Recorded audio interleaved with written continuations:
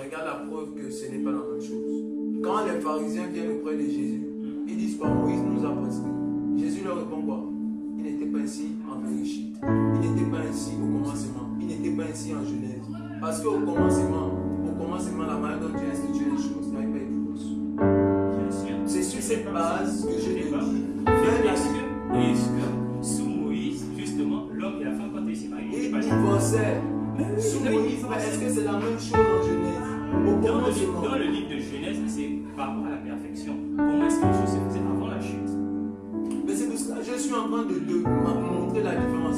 La loi a permis certaines choses à cause de l'état dans lequel les hommes étaient. Le Seigneur, en fait, dans sa bonté, a manifesté sa miséricorde pour qu'on n'arrive peut-être pas à un homme qui va tuer sa femme et tout aimer.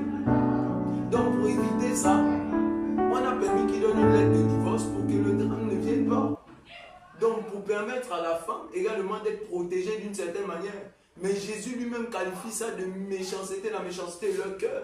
Et pourquoi Jésus qualifie ça de méchanceté de leur cœur? Parce qu'eux-mêmes, ils sont faux. C'est-à-dire ceux qui veulent juger les femmes par rapport à leurs adultères, eux-mêmes sont des adultères devant Dieu. Non seulement certains le pratiquaient dans la chair, mais d'autres le pratiquaient aussi dans leur cœur. Et sur cette base, le jugement de Dieu est clair. Le péché ne commence pas par l'action, le péché commence par l'intention. Dès lors, tu as eu à cœur.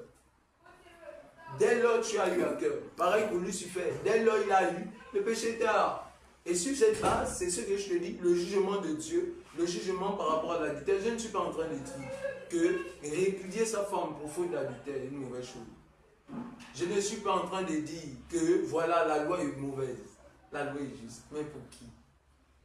La loi est juste, mais pour qui? Parce que le seul qui soit capable de respecter cette loi-là, selon l'écriture, hein, c'est Jésus. Il peut répudier n'importe qui. Est-ce qu'on se comprend? Là, on est dans le débat. Celui, le seul.